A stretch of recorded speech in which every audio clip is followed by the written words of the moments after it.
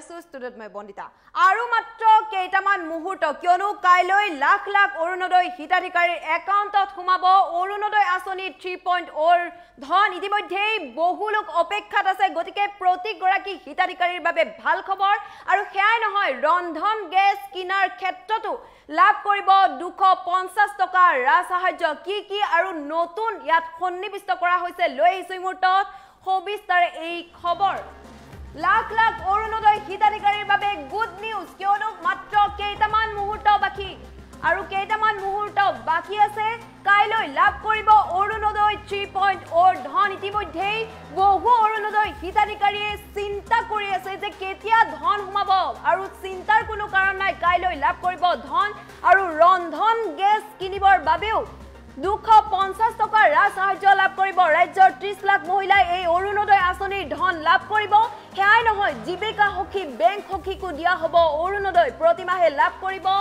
1250 টকাকৈ এতিয়াৰে পৰা আৰু চিন্তাৰ কোনো কাৰণ নাই ইতিমধ্যে মুখ্যমন্ত্ৰী গৰাকীয়ে উল্লেখ কৰিছে এই কথা সমগ্ৰ অসমৰ 30 লাখ হিতাধিকাৰীয়ে লাভ কৰিব 1250 টকাকৈ অৰুণোদয় হিতাধিকাৰীৰ পৰিয়ালৰ বাবে আৰু এটা ভাল খবৰ আছে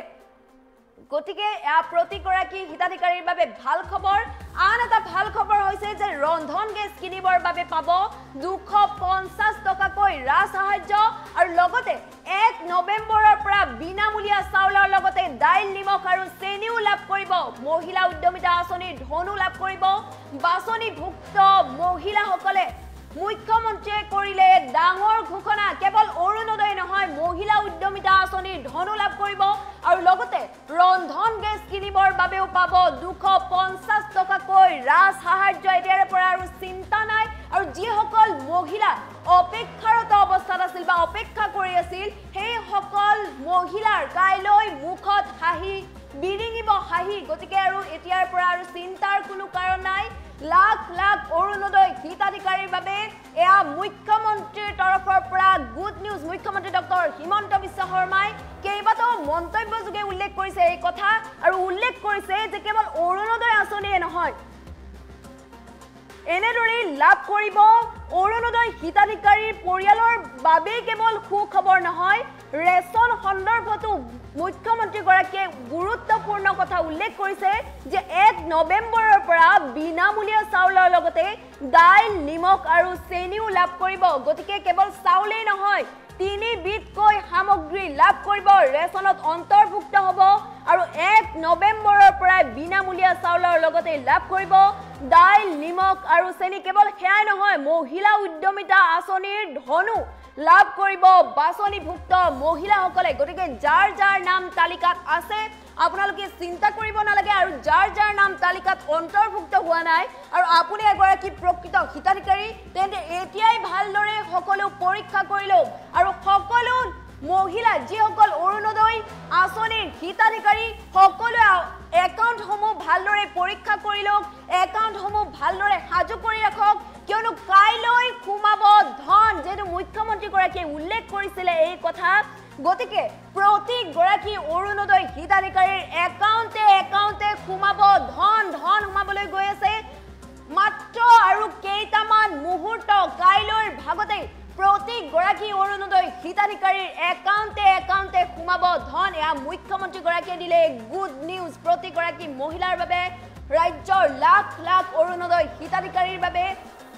এয়া এক গুড নিউজ কাইলৈ লাভ কৰিব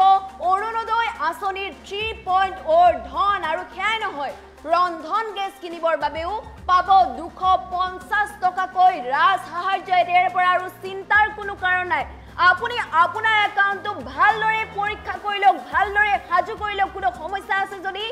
এতিয়াই সমস্যা সমাধান কৰি লওক কিয়নো হাতত মাত্ৰ আৰু কেইটামান মুহূৰ্ত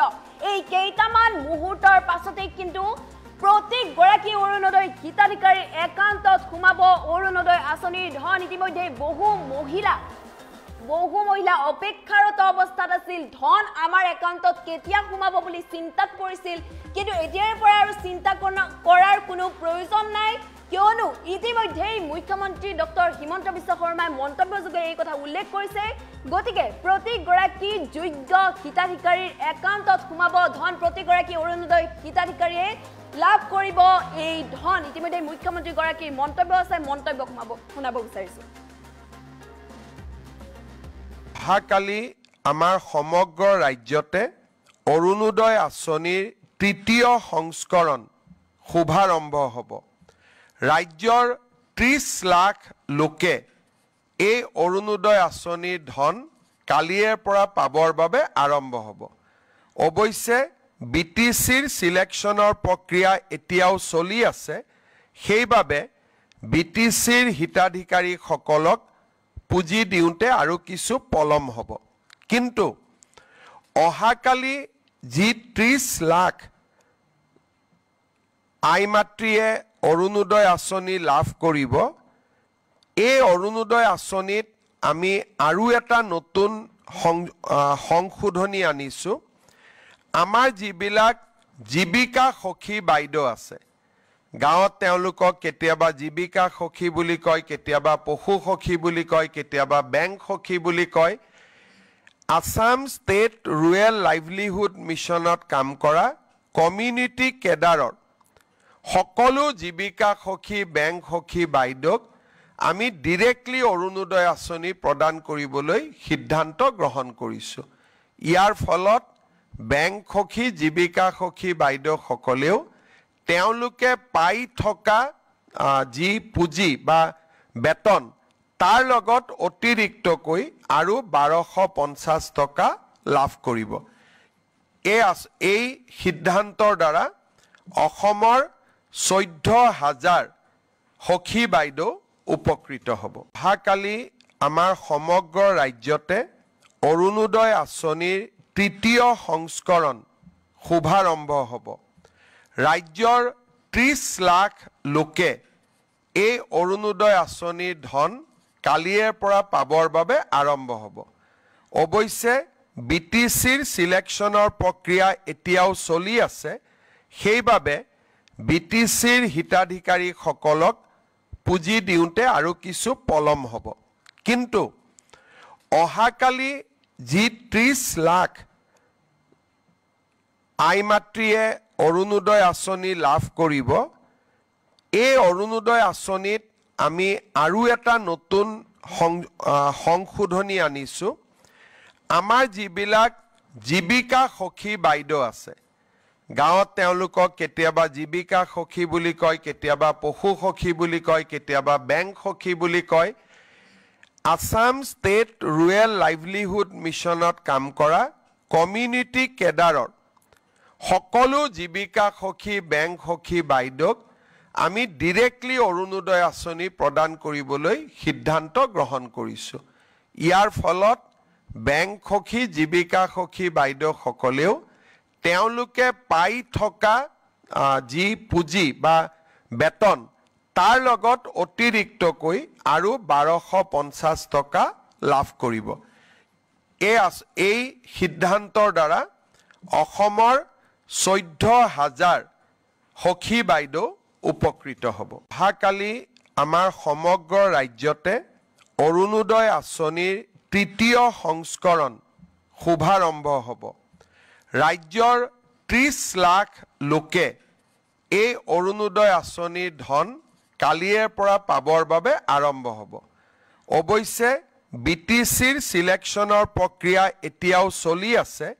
সেইবাবে বিটিচিৰ হিতাধিকাৰীসকলক পুঁজি দিওঁতে আৰু কিছু পলম হ'ব কিন্তু অহাকালি যি 30 লাখ আইমাতৃয়ে অৰুণোদয় আঁচনি লাভ কৰিব এই অৰুণোদয় আঁচনিত আমি আৰু এটা নতুন সংশোধনী আনিছো আমাৰ যিবিলাক জীৱিকা সখী বাইদেউ আছে গাঁৱত তেওঁলোকক কেতিয়াবা জীৱিকা সখী বুলি কয় কেতিয়াবা পশু সখী বুলি কয় কেতিয়াবা বেংক সখী বুলি কয় আসাম ষ্টেট ৰুৰেল লাইভলিহুড মিছনত কাম কৰা কমিউনিটি কেডাৰৰ সকলো জীৱিকা সখী বেংক সখী বাইদেউক আমি ডিৰেক্টলি অৰুণোদয় আঁচনি প্ৰদান কৰিবলৈ সিদ্ধান্ত গ্ৰহণ কৰিছো ইয়াৰ ফলত বেংক সখী জীৱিকা সখী বাইদেউসকলেও তেওঁলোকে পাই থকা যি পুঁজি বা বেতন তাৰ লগত অতিৰিক্তকৈ আৰু 1250 টকা লাভ কৰিব। এই সিদ্ধান্তৰ দ্বাৰা অসমৰ